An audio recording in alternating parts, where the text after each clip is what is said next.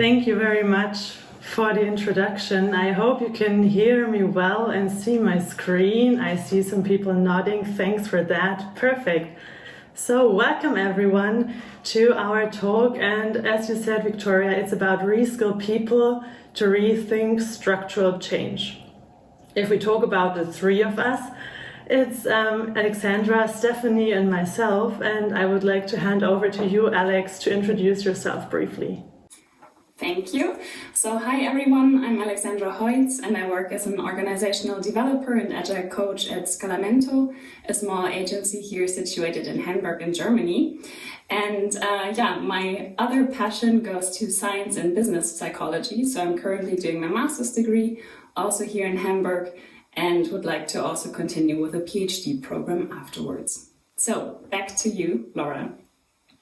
Thank you. I saw you, Stephanie, so maybe if you want to introduce yourself, that would be brilliant. I think you could go first if you like to. Great. Hello, everybody. Good morning or good evening, wherever you are in the world. My name is Stephanie Schoss. I'm a director of our Competence Center for Top Team Research in Switzerland at the University of St. Gallen. And I'm also a director at the executive school in St. Gallen, responsible for all open enrollment programs. So team research has been my passion for over 10 years now, and I'm excited to share with you our project and get your feedback. And thank you, Laura. Back to you. Thanks a lot. So I'm Laura, I'm an organizational developer. I founded a startup and I also have the passion like Alex and Stephanie to do research, give lectures, and I'm a PhD student. So that's all about us very much in a nutshell, and we would like to tell you what we want to contribute to. So the Life Improvement Science has come up with some grand challenges, and we want to contribute to number 13. If you don't have that in mind, what is it about?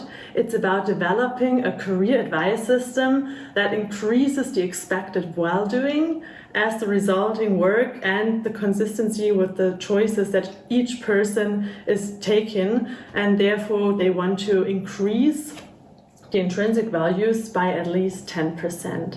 So Alex will give you an overview on what we planned for today. Right, so we will start off with the why of the whole reskilling program and with the context of it, and then introduce you to the program itself and our research design. And afterwards, we would love to hear your feedback and also have some time for question and answers. So before we jump into our presentation, we already marked the questions that we have to you or that are most important to us. So first off, what is your expert view on the research design? Do you have some feedback on the planned scales that we're going to use? And also, as it's going to be a long-term study, do you have some tips or hints for us to keep in mind, as we haven't done that before? And if you want to use the QR code, you can use it to go to the Google document, but I think it's already shared in the chat as well. But there you can, of course, note down your questions and feedback. And maybe this helps you while listening to our talk to already have the questions in mind. Alrighty, then I think let's go with the perspectives. So as we already named it in our title, we have 3 perspectives within our research, and I would like to shortly introduce those perspectives to you. So one perspective is the state level. A state aims to have full employment, which contains to have people in jobs and to have the right people in the right jobs. And furthermore, a state strives to mitigate existential risks and thereby maximize well-doing. The second perspective is the company level. So a company, they aim for highly qualified and intrinsically motivated people because they are the most important predictor of their success and they are a key asset for every company. And the third perspective is every individual. An individual aims to have a job that suits their personal interests, their needs, and their skills, and thus leading to a higher well-being and physical and mental health. And Alex will show you something more about the reskilling program and why we need it. Okay, so yeah, as we can see at the moment, crises such as the current COVID-19 pandemic can lead to mass layoffs and societal problems, as we can see, for example, the aviation industry or hospitality industry that is suffering at the moment, or also especially developing countries where the percentage of unemployment rose really high during the last months. However, those structural shifts in certain industries won't be a one-time phenomenon, but in the future also other disruptions, for example, artificial intelligence or also other external influences like the climate crisis will increase the need to actually be reskilled or to learn new skills throughout your working life in order to prevent unemployment. So that's the one part, but on the other hand, companies are also fighting a war for talent. So they have a lot of vacant positions, and this is exactly where our reskilling program can come in and to, on the one hand, prevent the mass unemployment, and to, on the other hand, fill those vacant positions. As a third opportunity, we see the individuals, because we can use this reskilling program to actually place people in a job or an organization that matches their personality, their motives and values, and thus has a positive impact on psychological well-being and potentially also the well-doing and also relevant outcomes for the employer, such as the organizational citizenship behavior, etc. So now that we've heard something about the perspectives and the why, let's actually start and take a look on what is it all about, the reskilling program. So we have two things for you. One is the happy path that we want to share with you. So what happens if a person loses the job? And the other part is the elements that we put together in the reskilling program. So we would like to briefly guide you through and put you in the perspective of what happens. So we have companies like airlines who have to lay off people due to the current economic situation. And then we have those companies who have their compensation packages, and as part of that, they will finance a part of the reskilling program. So we have the person who agrees to take part. They pass some initial checks because they lost their jobs, they now need a new job, and then they participate in the reskilling program. We will give you some more information about the reskilling program shortly. So after having taken part in the reskilling program, the person is freshly skilled, motivated, and ready for a new job. And then we will help the person to find a suitable company and the suitable job with respect to the needs, the values, the skills, etc. And we have, on the other hand, other companies who are seeking for new employees like Helvetia or Local Search, and they have vacancies, for example, for sales or customer relations employees, and therefore they are doing job interviews with the potential new candidates, and a matching will take place. So the reskilling program is the main part, and we have strong partnerships in here with really helpful and contributing parties, and we would like to briefly introduce them. On the one hand, we have LionStep, which is a job platform in Switzerland and also internationally, and they have great experience with matching people with suitable jobs in accordance to their skills, intrinsic motivation and values.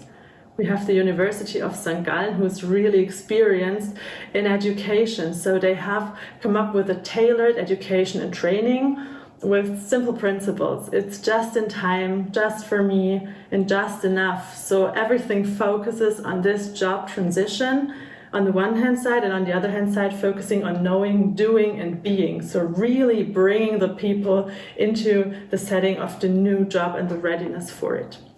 And the third part is that we have the IPM tool as a really deep level and enriched diagnostics instrument with really much experience in it. So they do the job profiling and the matching with the candidates. Will check on it whether that also can increase the psychological well-being. So Alex will show you something more about the setup of the reskilling that takes part at the University of St. Gallen. Okay, so what does it actually look like? So overall, the career advice or reskilling program will take about 4 months. This depends a little bit on how fast the placement of the person in the new job would actually be. Then the measurement period, so the time span where we are actually measuring different scales, is about 11 months. And we actually just started with the first cohort, so it's 180 people from the hospitality industry that are currently doing the reskilling program. And by saying that, I mean those 4 interventions. So we started in April with an assessment done by line step for the potential candidates, where they are assessed based on hard fact criteria of the potential future companies like Helvetia and Co. And at the moment, once when they passed the assessment, those 180 people are actually doing the reskilling training from the University of St. Gallen and the coaching, which is done by former career changers. After this step, the IPM personality report will take place, what Laura just mentioned, so they will receive a detailed report about their own personality, which also includes some hints about possible career options that are suitable for their personality profile. And also the person job fit analysis based on text analysis is done during that time. And afterwards, the actual job matching will take place, which is done by line step. So they will introduce them to different potential employers and start the recruiting process. That's the interventions. And if you now follow me to the right-hand side, you can see the 4 different scales that we want to measure throughout the time. So on the first, we want to measure the psychological well-being of the people by using the brief inventory of thriving by Dina. This is a very short scale with 10 items in total, which serves as an indicator of measuring the psychological well-being and the mental health of the candidates. Then we also want to measure the values by using the aspiration index of CASA. So here we have a relative prioritization of 11 different life goals and see how important are them to the candidates and also what are the chances to reach them throughout their life. And by using the scale, we can also divide into intrinsic values and extrinsic values. And then we have also the perceived person job fit, which states how well the person fits to the job based on skills, personality, interests, and characteristics of the job. And we have also the person organization fit, which states how well the candidate is suiting to the organization based on the values and goals. Yeah, so those are the different elements. And if we now take a look on the research setup itself, here you can see it in the time period. So we have in the gray boxes the different interventions that I just mentioned, starting on the left-hand side with the line step assessment and ending with the job matching. And then we also have the different points of measure from T1 to T5. And by doing this, we on the one hand want to validate the whole reskilling program and also each individual intervention. So that's why we put a point of measure after each intervention as well. And maybe also important to mention, the last point of measure will be 6 months after the placement. So we also want to see what are the longer term effects of the reskilling program. Okay, and then, Laura is going to introduce you to the research model. So now you have a lot of information, and I hope you're still with us. So we would like to show you our first model. Actually, we have 3 research models. Due to the limited time, we will show you one a little bit more in detail, so you get an overview of what we have planned. So keep in mind, the research question was, does attending a career advice system in the process of job change enhance your ratio of prioritizing intrinsic over extrinsic values by at least 10% and increase the psychological well-being? So this is the research question that we have and where we want to contribute to life improvement science.